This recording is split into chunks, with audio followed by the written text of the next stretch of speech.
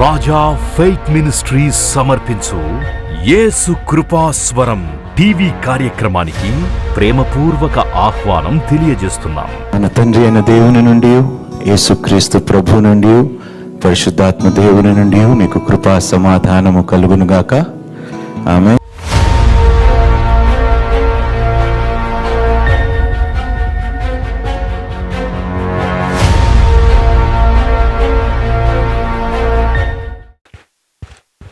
ప్రభు పేరట కూడి వచ్చిన మీ అందరికీ వందనాలు. షలోమ్. ఈరోజు ప్రకటన గ్రంథము 5వ అధ్యాయం మనం ధ్యానించుకోబోతున్నాము. 4వ అధ్యాయంలో మనం చూసాము ఏ విధంగా యోహాను పరలోకములో 24 మంది పెద్దలతో దూతలతో ఏ విధంగా ఆరాధింపబడుతున్నాడో, తండ్రికి ఏ విధంగా వారు ఆరాధన వాళ్ళు చేస్తున్నారో మనం గమనించి ఉన్నాం. అయితే ఈ 5వ అధ్యాయంలో ఒక విషయము యోహాను గమనించి చాలా బాధపడతాడు, ఏడవటము మొదలు పెడతాడు. ఎందుకో చూద్దాం. అసలు ఏం జరుగుతుందో ఈ 5వ అధ్యాయంలో మనం ఒక్కొక్క వచనము ధ్యానించుకుంటూ ముందుకు వెళ్దాం. 5వ అధ్యాయము 1వ వచనము నుండి చదువుకుందాం. మరియు లోపటను వెలుపటను వ్రాత కలిగి 7 ముద్రలు గట్టిగా వేసి ఉన్న ఒక గ్రంథము సింహాసనమందు ఆసీనుడయుండు అని కుడి చేత చూచితిని. ఓకే, ఏమున్నది? 7 ముద్రలు వేసిన ఒక గ్రంథము. సహజంగా రోమన్స్ పరిపాలించేటప్పుడు వాళ్ళు ఎవరైనా లైఫ్ అండ్ డెత్ రికార్డ్స్ ఏవైతే ఉన్నాయో అవన్నీ ఒక గ్రంథములో పెట్టి 7 ముద్రలు వేసేవారు. సో ఒక రికార్డ్, ఈ గ్రంథం దేనికోసము? ఒక రికార్డ్ని చెప్పాలి, మెయింటైన్ చేయటానికి. మరి అదేవిధంగా ఈ యొక్క గ్రంథము దేనికి సాదృశ్యం అంటే, ఈ భూమి మీద ఉన్న సమస్త జనులు బట్టి, ఇక్కడ భూమి మీద ఉన్న సమస్త వాటి విషయములు బట్టి ఆ గ్రంథము చుట్టి దాని మీద 7 ముద్రలు వేయబడ్డాయి. యేసుక్రీస్తు మరణము తర్వాత ఆయనకి పరలోకమందు భూమి యందు భూమి క్రింద యందు సమస్త అధికారము అనుగ్రహింపబడి ఉన్నది. సో ఈ అర్త్, ఈ భూమి యొక్క టైటిల్ డీడ్, మీరు ఎప్పుడైనా భూమిని రిజిస్ట్రేషన్ చేసుకున్నారా? భూములు రిజిస్ట్రేషన్ చేసుకున్నారు ఎవరైనా? చేసుకునేటప్పుడు ఏమంటారు? Title deed. టైటిల్ డీడ్ కరెక్ట్గా ఉంటే భూమి రికార్డ్స్ ఏమిటి? టైటిల్ డీడ్స్ కరెక్ట్గా ఉంటే అప్పుడే మనం రిజిస్ట్రేషన్కి వెళ్తాం అన్నమాట. సో అదేవిధంగా ఇక్కడ ఈ భూమి మీద దేవునికి అధికారం ఉన్నది కాబట్టి ఆ గ్రంథములో ముద్రలు వేసి, ఆ 7 ముద్రలు వేసి దాన్ని అలా పెట్టి ఉన్నారు. ఆ దృశ్యము మనకి ఇప్పుడు ఇర్మియా గ్రంథానికి ఒకసారి వెళ్దామండి. 32వ అధ్యాయము 7వ వచనము నుండి చదవండి నాన్న. నీ తండ్రి తోడబుట్టిన షల్లూము కుమారుడగు హనేమేలు నీ యొద్దకు వచ్చి అనాతోతులోనున్న నా భూమిని కొనుటకు విమోచుకొని ధర్మము నీదే, దాన్ని కొనుక్కోమని చెప్పును. కావున నా తండ్రి తోడబుట్టిన వాని కుమారుడైన హనామేలు యెహోవా మాట చొప్పున చెరసాల ప్రాకారములోనున్న నా యొద్దకు వచ్చి బెన్యామీను దేశమందలి అనాతోతులోనున్న నా భూమిని దయచేసి కొనుము, దానికి వారసుడవు నీవే, దాని విమోచనము నీ వలననే జరగవలెను, దాన్ని కొనుక్కోమని నాతో అనగా అది యెహోవా వాక్కు అని నేను తెలుసుకొని నా తండ్రి తోడబుట్టిన వాని కుమారుడైన హనేమేలు పొలము కొని 17 తులముల వెండి తూచి అతనికిచ్చి తిని, కయపత్రము వ్రాసి ముద్ర వేసి సాక్షులను పిలిపించి త్రాసుతో ఆ వెండి తూచి క్రయపత్రమును అనగా ముద్రగల విడుదల కైకోలును వడంబడికను, ముద్రలేని విడుదల కైకోలును వడంబడికను తీసుకొంటిని. అప్పుడు నా తండ్రి తోడబుట్టిన వాని కుమారుడైన హనుమేలు ఎదుటను, ఆ క్రయపత్రములో చేవరాలు చేసిన సాక్షుల ఎదుటను, చెరసాల ప్రాకారములో కూర్చున్న యూదులందరి ఎదుటను నేను మహాశయ కుమారుడునగు నేరియా కుమారుడైన బారాకునకు ఆ క్రయపత్రము అప్పగించి వారి కన్నుల ఎదుట బారాకునకు ఇలాగు ఆజ్ఞాపించి తిని, ఇశ్రాయేలు దేవుడును సైన్యములకు అధిపతియగు యెహోవా సెలవిచ్చుచున్నదేమనగా, ఈ పత్రములను అనగా ముద్రగల ఈ క్రయపత్రమును ముద్రలేని క్రయపత్రమును నీవు తీసుకొని అవి బహుదినములుండు ఏలు దేవుడను సైన్యములకు అధిపతియగు యెహోవా ఇలాగు సెలవిచ్చుచున్నాడు, ఇండ్లును పొలములను ద్రాక్ష తోటలను ఇంకా ఈ దేశంలో కొనబడును. ఏమైంది? కొన్న తర్వాత ఇప్పుడు యేసుక్రీస్తు ప్రభువారు రక్తము చిందించిన తర్వాత, వెల చెల్లించిన తర్వాత ఈ భూమి మీద ఉన్న సమస్త జనులకి ఆయన రక్తము చిందించి వెల చెల్లించాడు. కాబట్టి ద టైటిల్ డీడ్, ఈ భూమి యొక్క టైటిల్ డీడ్కి వారసుడు ఎవరు? ఇప్పుడు యేసు. అంటే ఒక ఉదాహరణ మీకు తెలియపరచిన, అక్కడ ఏమంటున్నాడు? గ్రంథాన్ని చుట్టి ముద్ర వేసి ఉంచమన్నాడు. చాలా రోజుల తర్వాత అది తెరవబడుతుంది. అందులో ఏమున్నాయంట? ద్రాక్ష తోటలు ఉన్నాయంట, అన్నీ ఉన్నాయంట. రైట్. ఇప్పుడు ఈ భూమిని కూడా ఎప్పుడైతే యేసుక్రీస్తు ప్రభువారు మరణించి పునరుద్ధానుడయ్యాడో, ఆయన రక్తంతో ఒక వెల చెల్లించి సమస్తమును ఆయన ఏంటి చెప్పాలి, స్వాధీనపరుచుకున్నాడు. ఈ భూమి మీద నివసిస్తున్న ప్రతి జీవి మీద అధికారం ఎవరికి ఇవ్వబడ్డది? ఇప్పుడు యేసుక్రీస్తు. అందుకనే ఆయన కొనేసాడు కాదు, ముద్ర వేసేసి 7 ముద్రలు ఆ యొక్క గ్రంథం మీద వేయబడ్డది. చదువుతాం నాన్న. మరియు దాని ముద్రలు తీసి ఆ గ్రంథము విప్పుటకు యోగ్యుడెవడని బలిష్టమైన ఒక దేవదూత బిగ్గరగా ప్రచురింపగా చూచితిని. గమనించాలి, దేవదూత ఏం చేస్తుందంట? అక్కడ కేక వేసి ఈ గ్రంథముని ఎవరు విప్పగలరో అని అడుగుతుంది. ఆశ్చర్యంగా ఉంది కదా. అప్పటికే పరలోకములో చాలామంది ఆసీనులై ఉన్నారు, దేవుని సన్నిధిలో పెద్దలు ఉన్నారు, అనేక మంది జనులు ఉన్నారు, చాలా గొప్ప ఆరాధన అన్నీ జరుగుతున్నాయి. అయినను పరలోకములో నివసిస్తున్న వారిలో కూడా ఒక్కడు కూడా లేకుండా పోయాడు. ఇప్పుడు ఆదాము ఉన్నాడు. ఆదాము ఎందుకు తీయలేకపోయాడు చెప్పాలి? సర్పము చేత మోసగింపబడి తన యొక్క ఆధిక్యతను కోల్పోయాడు. నోవాహు ఎందుకు అర్హుడు కాలేకపోయాడు గ్రంథాన్ని తెరవటానికి? ఆయన తాగిన తర్వాత జరిగిన సంఘటనను బట్టి ఆయన కూడా అర్హతను కోల్పోయాడు. ఆ తర్వాత మనం చూస్తే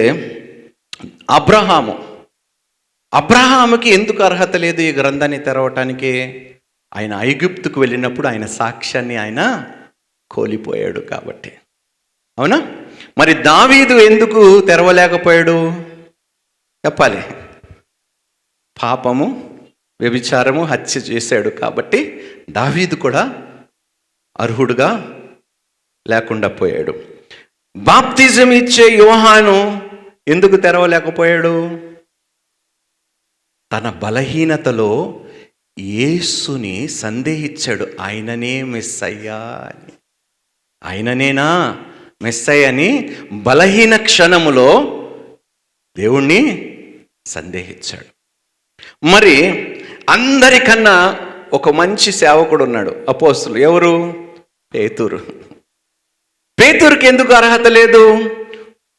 యేసుక్రీస్తుని త్రినీకరించాడు కాబట్టి. మరి వాళ్ళందరికన్నా మించిన గొప్ప అపోస్తులు పౌలు ఎందుకు గ్రంథాన్ని తీయలేకపోయాడు చెప్పాలి? పౌలు తన సాక్ష్యముని కోల్పోయాడు కాబట్టి. ఎప్పుడైతే పరిశుద్ధాత్మ ప్రేరేపతనో పౌలుకి చెప్తారు, అపోస్తుల కార్యములో మనం చూస్తాం. 21వ అధ్యాయంలో వెళ్ళొద్దు యెరూషలేము పట్టణానికి, విన్నాడా? పరిశుద్ధాత్మ దేవుడు చెప్పినా కూడా అక్కడికి వెళ్ళొద్దు అని చెప్పిన తర్వాత కూడా వెళ్ళి ఏమైంది? మరణపాత్రుడు. అంతేనా? సాక్ష్యముని పాడు చేసుకున్నాడు. దేవుని మాటని చాలాసార్లు మనం కూడా చేస్తాంలేండి. ఎక్కడైతే దేవుడు వెళ్ళొద్దంటాడో, హీరోలు కదా మనం అందరం కదా, అక్కడికే మనం వెళ్తాం. రైట్. ఇలా భూమి మీద ఎవరు లేరు, పరలోకములో ఉన్నవారు ఎవరు లేరు, భూమి కింద ఉన్నవారికి అది ఎలాగో అసాధ్యమైనది. సో ఇది గమనించి ఏం చెప్తున్నాడో చూడండి. ఆ గ్రంథము ఇప్పుటికైనను చూచుటకైనను యోగ్యుడెవడను కనబడనందున నేను బహుగా ఏడ్చుచుండగా ఆ పెద్దలలో ఒకడు. ఎందుకు ఏడ్చాడు చెప్పండి యోహాను? చెప్పాలి. ఏడవలసిన కారణం ఏమిటి? ఎందుకు ఏడ్చాడు యోహాను? ఒకవేళ ఆ గ్రంథము తెరిచేవాడే లేకపోతే మానవాళికి రక్షణే లేదు, మానవాళికి పరలోకమే. యోహాను అన్నాడు, ప్రభువా, ఈ దేహము నుండి, ఈ పాపిష్టి దేహము నుండి నన్ను రక్షించేవాడు ఎవరు? నీ సన్నిధిలో నేను నిత్యము నివసించేది ఎప్పుడు అని బాధపడుతూ ఏడ్చాడు. అక్కడ ఏం జరిగిందో మనం చూద్దామండి. ఆదాము వెలివేయబడినప్పుడు ఏదైనా తోట నుండి ఏడ్చాడు. అంటే మానవుళ్ళు ఏడుపు ఎక్కడ స్టార్ట్ అయింది? ఆది కాండము నుండి స్టార్ట్ అయింది. ప్రకటన గ్రంథంలో కూడా మనకి మరలా ఏం కనిపిస్తుంది? కానీ ఒక రోజు రాబోతుంది, మీ ఏడుపుకి ఫుల్ స్టాప్ పెట్టబోతున్నాడు యేసయ్య. హల్లెలూయా. ఆదాముతో ప్రారంభము అయిన ఏడుపు దేవుడు ముగించబోతున్నాడు.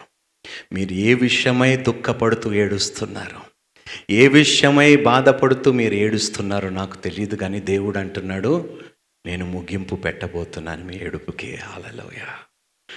ఆదాము ఏడ్చాడు వెలివేయబడినప్పుడు. అబ్రహాము సారా చనిపోయినప్పుడు అబ్రహాము ఏడ్చాడు.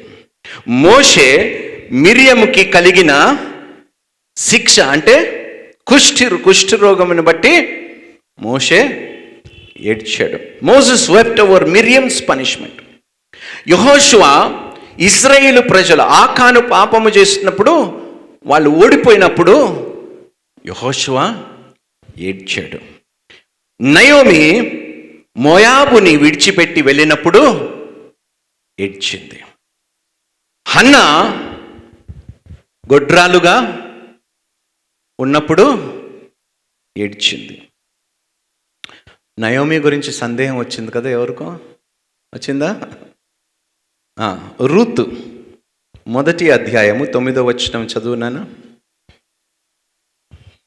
ఆమె మోయాబు నుంచి బయలుదేరుతుండగా ఏడుస్తూ దుఃఖముతో వెళ్తుంది.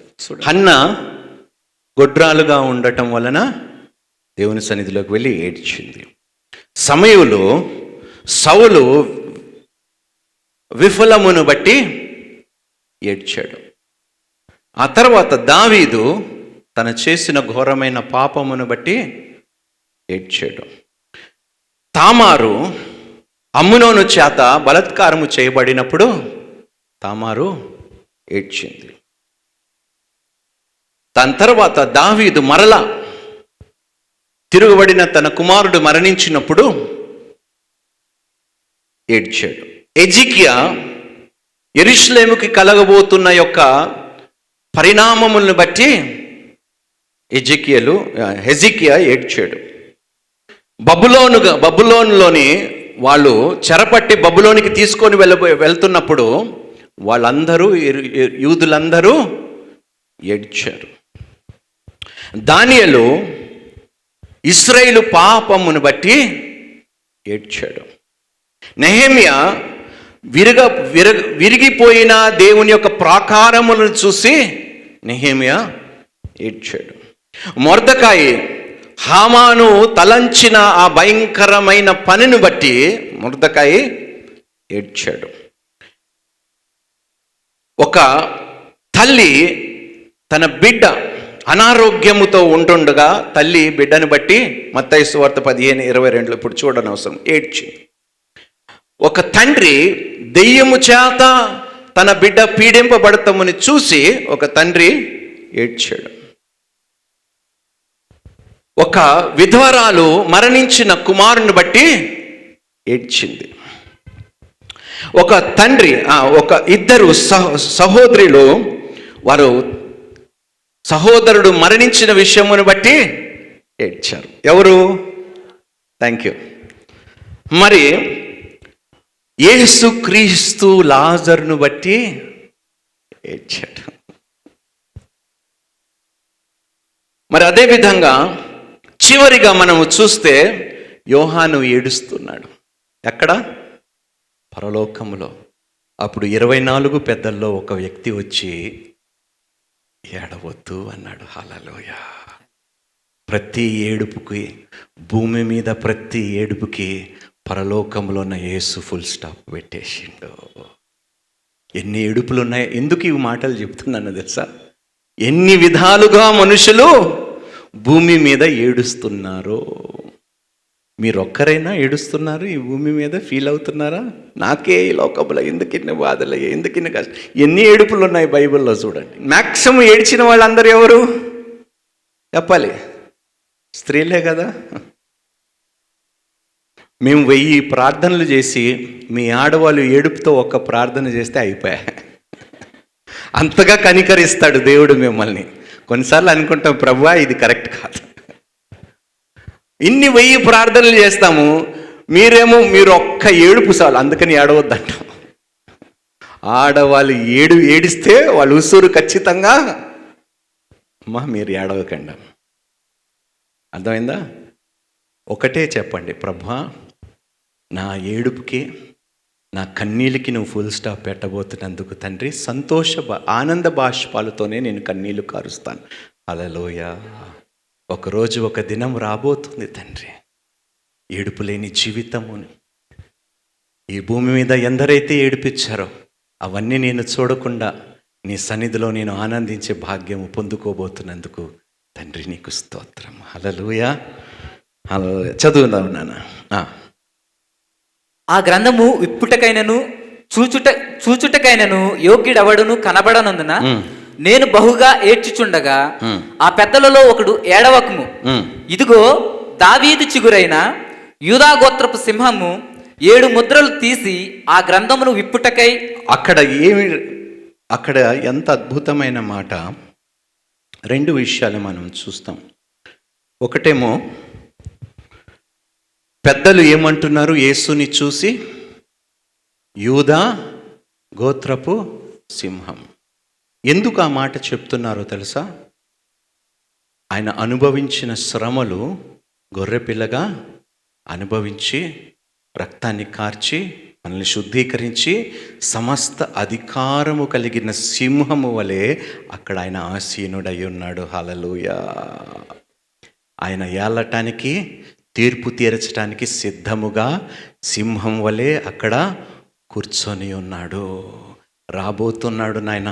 ప్రతి వాని క్రియను బట్టి, శరీరములో చేసిన ప్రతి పనిని బట్టి వారికి ప్రతిఫలమును ఇవ్వటానికి ఆయన రాబోతున్నాడు. జాగ్రత్తగా ఉండండి నాన్న. మీరు శరీరములో చేసిన పాపములు ఇప్పుడే ఒప్పుకొని పశ్చాత్తాపమునుంది అది విడిచిపెట్టకపోతే తీర్పు దినము నాడు తప్పించుకునే అవకాశము, క్షమాపణ పొందుకునే అవకాశము, దయా దాక్షిణ్యము పొందుకునే అవకాశము మనకి ఉండనే ఉండదు. యేసు ఎవరినన్నాడు చూసి? అద్భుతాలు చేసిన వారిని, స్వస్థతలు చేసిన వారిని, దెయ్యములు ఎల్లగొట్టిన వారిని ఆయన సన్నిధికి వచ్చినప్పుడు మీరు ఎవరో నేను ఎరుగను, అక్రమము చేసేవారులారా మీరు ఎవరో. జాగ్రత్తగా ఉండండి నాన్న. మీ రక్షణను మీరు భయముతో, వణుకుతో కాపాడుకోండి. రైట్, చదువుదాం నాన్న. ఇదిగో దావీదు చిగురైన యూదా గోత్రపు సింహము 7 ముద్రలను తీసి. ఇక్కడ యూదా గోత్రపు సింహం అని మొట్టమొదటిసారిగా ఎక్కడ రాయబడింది చెప్పాలి? ఆదికాండములో 49వ అధ్యాయములో యాకోబు యూదా తన కుమారుని బట్టి మాటలు చెప్తున్నప్పుడు ఏమని చెప్తాడో ఒకసారి చూద్దాం బైబిల్ గ్రంథంలో. ఎందుకు ఈ మాట చెప్తానంటేమా, ఆది నుండి అంతము వరకు ఏ ఒక్క మాట కూడా తప్పిపోకుండా నెరవేర్చబడటం మనము చూస్తున్నాము పరలోకంలో. భూమి మీద యూదా గోత్రపు వారు సింహము వలె ఉంటారన్నాడు. అక్కడ యేసుక్రీస్తు మానవుడు రూపము ధరించి యూదా గోత్రపు నుండి వచ్చాడు కాబట్టి అక్కడ పరలోకములో ఆసీనుడైనప్పుడు కూడా ఆయనని యూదా గోత్రపు సింహము. అందుకనే ఈ గ్రంథము సత్యము. ఈ గ్రంథములో రాయబడిన విషయములు, సంగతులు అన్నీ 100% నిజమే, సత్యమే. చూడండి, ఆది కాండములోని 49వ అధ్యాయం 8వ వచనం నుండి 10వ వచనం వరకు చదువుదాం. యూదా, నీ సహోదరులు నిన్ను స్తుతించెదరు. నీ చెయ్యి నీ శత్రువుల మెడ మీద ఉండును. నీ తండ్రి కుమారులు నీ ఎదుట సాగిలపడుదురు. యూదా కొదమసింహము, నా కుమారుడా, నీవు పట్టిన దానిని తినివచ్చితివి. సింహము వలెను, గర్జించు ఆడు సింహము వలెను అతడు కాళ్ళు ముడుచుకొని పండుకొనెను. అతన్ని లేపువాడెవడు? అర్థమైందా? ఎవరి గురించి రాయబడ్డది చెప్పాలి. ఇక్కడ రాయబడినది ప్రత్యక్షముగా కనులారా యోహాను పరలోకములో చూస్తున్నాడు. దేవునికి మహిమ కలుగును గాక. భూమియు ఆకాశము గతించిన నా మాట ఎన్నడూ గతించిపోదు. ఎంత గొప్ప దేవుడు. మళ్ళీ, మరియు సింహాసనమునకు ఆ 4 జీవులకును పెద్దలకును మధ్యను వధింపబడినట్లుండిన గొర్రెపిల్ల నిలిచియుండుట చూచితిని. ఆ గొర్రెపిల్లకు 7 కొమ్ములను. ఇక్కడ ఎవరిని చూస్తున్నంట? ఫస్ట్ ఎవరిని చూశాడు? ఒక ఆకారముని చూశాడు, ముఖము లేదు. రైట్? ఆయన ఎలా ఉన్నాడు అంటే పద్మ సూర్యకాంత పద్మరాగము వలె గొప్ప తేజస్సు కలిగిన వాడిలా కనిపించాడు. ఇప్పుడు ఆ సింహాసనము మధ్యలో వధింపబడిన ఒక గొర్రె పిల్లని చూస్తున్నాడు. కానీ ఇప్పుడు అది బలహీనమైన గొర్రె పిల్ల వల్ల కనిపించడం లేదంట. 7 కొమ్ములు కలిగిన గొర్రె. కొమ్ములు దేనికి సాదృశ్యము చెప్పండి? చెప్పాలి. అంటే మనకి వచ్చిన కొమ్ములు కాదండి, చెప్పాలి. అధికారమునికి. కీర్తనలో కూడా నా కొమ్మును ఎత్తు అంటాడు.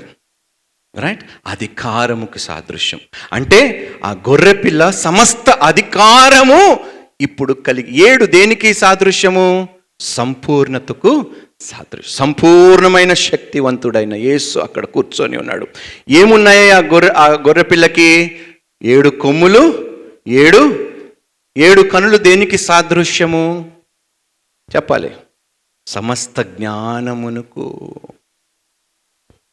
అన్నీ చూసినవాడి, సమస్తమును తెలిసినవాడు, సమస్త జ్ఞానము కలిగి ఉన్నవాడు. అంటే it is speaking about the wisdom and the authority and power. ఇప్పుడు యేసుక్రీస్తు కలిగి ఉన్న అధికారముని అక్కడ సింహాసనం మధ్యలో చూస్తున్నాడు. అక్కడ అదృశ్యము కనిపించిన తర్వాత ఏం జరిగిందో చూడండి. ఆ గొర్రె పిల్లకు 7 కొమ్ములను 7 కన్నులను ఉండెను. ఆ కన్నులు భూమి అంతటికి పంపబడిన దేవుని 7 ఆత్మలు. 7 ఆత్మలు మనం ఎందులో చూసాము? యెహోవా ఆత్మ, భయభక్తులు కలిగిన ఆత్మ, జ్ఞాన వివేచన కలిగిన ఆత్మ. ఇంకా ఆ కన్నులు భూమి అంతటికి పంపబడిన దేవుని 7 ఆత్మలు. ఆయన వచ్చి సింహాసనమందు ఆసీనుడై ఉండు అని కుడి చేతిలో నుండి ఆ గ్రంథమును తీసుకొనెను. ఆయన దానిని తీసుకొనినప్పుడు ఆ 4 జీవులను, వీణెలను, ధూప ద్రవ్యములతో కూడిన సువర్ణ పాత్రలను పట్టుకొని ఉన్న ఆ 24 పెద్దలను ఆ గొర్రెపిల్ల ఎదుట సాగిలపడిరి. ఆ పాత్రలు పరిశుద్ధుల ప్రార్థనలు. ఆ పెద్దలు, నీవు ఆ గ్రంథమును తీసుకొని దాని ముద్రలను విప్పుటకు యోగ్యుడవు.